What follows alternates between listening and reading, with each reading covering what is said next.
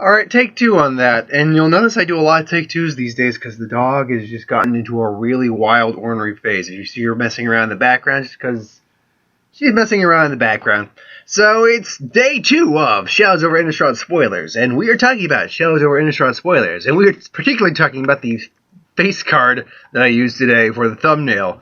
It is our werewolf planeswalker, everyone, Arlinn Cord, which transforms into Arlinn Embraced by the Moon. She is a 2 generic, 1 red, 1 green, so she's a 4 mana red-green planeswalker. Starts out with 3 loyalty, and what do you have there? Is it just an envelope, dog? Because if it's just an envelope, you can rip it apart, and that's something that you shouldn't be touching. So, anywho,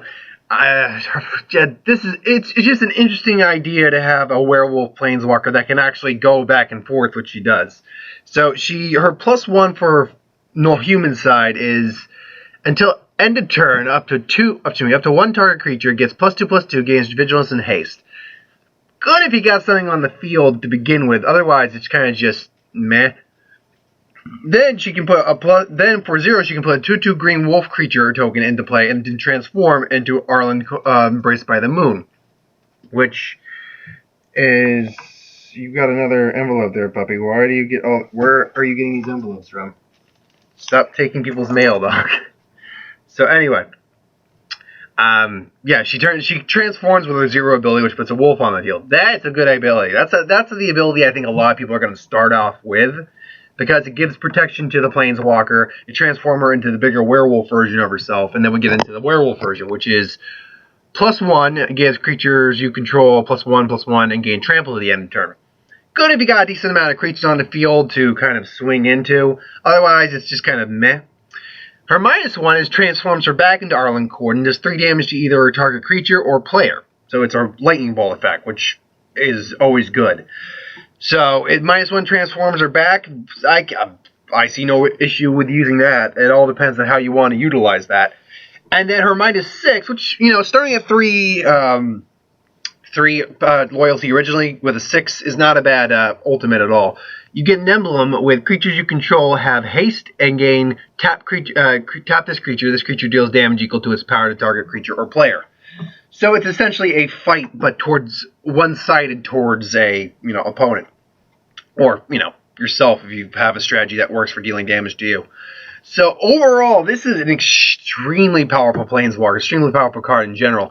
The trick in figuring out where this card's going to have a home is first off seeing how the other red and green cards work in standard. Oh, standard and in just other formats in general. This is a limited bomb to begin with. Play it all the time. But the trick is going to be how do you utilize between one form and the other? Right? Which form do you utilize more? I feel most people are going to be utilizing the werewolf form for more than, say, the Arlinn Cord form, because really the only part of that front side of the card you're going to use is the 2/2 wolves most of the time to create tokens to block and transform. Then you can just +1 them a few times, swing in while you're playing more creatures to help block and defend her. And if you don't feel the need to put a giant emblem on the field, you can just zap for 1 and then, hey, I'm a werewolf again, or a human again. I can just put another token. So there's a lot of repetition. I saw a good comparison to Huntmaster of the Fells, and yeah, there's definitely some comparison to that, especially when you get the 2/2 wolf and the ping damage. So, yeah, overall, it's a great card. I think it's what everyone kind of really wanted from Planeswalking Werewolf. Moving on, speaking of werewolves, we have Sage of the Ancient Lore. This was actually spoiled technically early this morning, like you could say 1 o'clock, 2 o'clock in the morning. But I only found out about it that time, so I'm like, I'll save it for this video. Plus, there's one other card that technically got spoiled yesterday that I'm saving for this video that I'll get to when I get to it. But we have Sage of the Ancient Lore, which is 4 generic, 1 green. Sage of the Ancient Lore is a human shaman werewolf whose power and toughness are equal to the number of cards in your hand. When it enters the battlefield, you draw a card. So immediately, the minimum, it'll be a 1/1 for 5, which is not good, but whatever. Most people will probably play it more as a, when you got 3 cards in your hand, something along those lines. So it's a 3/3, draw an extra card, becomes a 4/4. So overall, it's not terrible.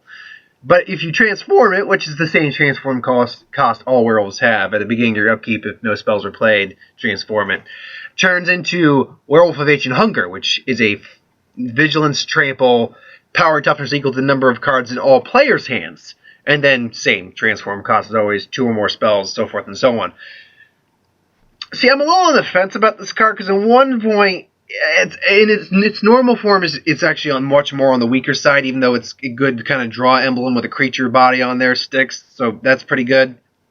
But at another point, it all depends on how much you're playing. I've heard a lot of green spells usually ramp their cards a lot, so they don't usually have a lot of cards left in hand. I can't argue with that per se, but if you're playing this, say, like just in a strict werewolf deck, it would definitely work to the advantage, because, you know, you're trying to get cards out there to help, but you also got to hold back a lot of your stuff as well. Now, that being said, when you get the Werewolf of Ancient Hunger, that's a commander limited sealed bomb right there. Even in a set that contains Madness, which encourages you to discard cards, it is a bomb. No, in all sense. So even if between you and your opponent you only got 5 cards, it's still a 5/5 Vigilance Trample. That's nothing to write home. That's something to write home about. That's nothing to snip, raise your eye at or anything like that. It's not something you mess with. But it'll more than likely, even in a 1-on-1 player game, I'm assuming this thing will still end up being like a 6 or a 7/7 easy with Vigilance and Trample. So. And that being said, the artwork is also great too. It's just I'm assuming that's a dude, like an old sage of some kind, but it's either an old woman, which is possible, or an old man, which is, I guess, possible as well. But I just like this glowing, just grizzled gray werewolf. I read someone say they should edit the version of this card where the werewolf is just holding mounds of bacon.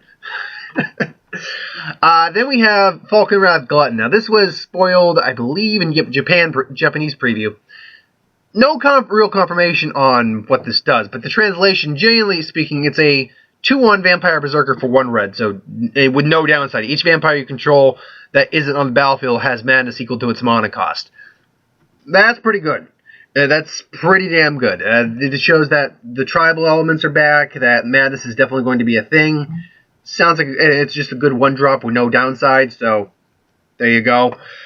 You can take out a bear, so if they play a bear turn 2 after you play a turn, or if you play this first, if you're going first, you play this on your opening hand, if they don't have anything as a 1-drop, you can automatically swing in for 2 on that next turn, so that's a solid card all around. Then you have Rattle Change, which is, I believe, was actually an Italian preview or French preview, one of the two. Anyway, it's Rattle Change is a 2/1 spirit for 1 blue, 1 generic. Flying Flash, when it enters the battlefield, target spirit you control gains hexproof until the end of turn. You may cast spirits as though they had flash. So it's, again, tribal theme, giving cards flash is great. I just don't know if anyone's going to make a spirit-specific deck that goes with this card. That's the thing. Spirits are very hit and miss in terms of how good they usually are in terms of how playable they are. But there are definitely good spirits out there. I mean, oh man, the 2/1 that makes the angel token. I'm forgetting it. That's a good spirit. I mean, I think it's a draw skull cap, and basically the Spirit Lord from the original from Dark Ascension. That's a pretty good one. Obviously, Invisible Stalkers are good ones. So there are good spirits out there, but it does kind of go back and forth a little bit. Then we have To the Slaughter. This first off, the art is just poetically. It's both sad, beautiful, and haunting at the same time. You see this little land, and then the demons just coming. I'm going to eat you or do something to you. So yeah, it's good. It's beautiful artwork and a solid card. It's target player sacrifices a creature or planeswalker. Delirium, 4 or more cards of different types among your graveyard. Sacrifice a creature and planeswalker. So it's fine for 3 mana, 1 black, 2 generic. It's fine, but it's a situational card. It's not like just automatically targets a card. So if it doesn't automatically target, it does lose something in that. Then we have our last mothership preview for the day was Odric, I think it is. Odric Lunarch Marshal, which is a continuation of a card from one of the core sets. Legendary Human Soldier, rare, 3/3 for 4 mana, 1 white, 1 generic. At the beginning of each combat, each creature you control gains first strike until the end of turn. If a creature you control has first strike, the same is true for flying, death touch, double strike, haste, hexproof, indestructible, lifelink, menace, reach, skulk, trample, and vigilance. Now, this is crazy. This is a good card. But,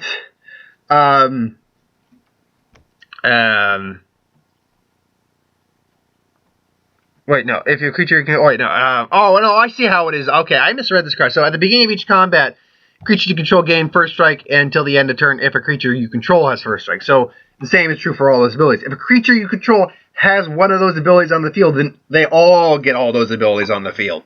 So, that's how that works. Okay, I misread that originally. I'm like, what the... I mean, it's still a great card. You got, like... If you have anything that... And this is a very plausible scenario right here. Death Touch, Flying, First Strike, and, I don't know, Vigilance. Very possible in a 5-color deck, or in a 3-color deck that has white. They all have that, so they would all be freaking haxed as hell. So, and that includes him. That's not discluding him. So he is a very, I mean, he dies to things like Siege Rhino, Lightning Bolt, all that, but Siege Rhino's going out of rotation as far as I can remember. So, yeah, I mean, it's a great card though. Overall, just wonderful card. Now, where I think is honestly, I see the most play coming in like a command. I know people hate it when they come and say, Commander, oh my god, Commander. It's like, yeah, but, there's nothing wrong with Commander. Come on, get over it. And then the last card to talk about today is Wolf of Devil's Breach. Now, 3 generic, 2 red, 5/5, Elemental Wolf, Mythic Rare. Whenever Wolf of Devil's Breach attacks, you may pay 1 generic, 1 red, and discard a card. There's your Madness Enabler. If you do, Wolf of Devil's Breach deals damage to creature or planeswalker equal to the converted mana cost of the discarded card.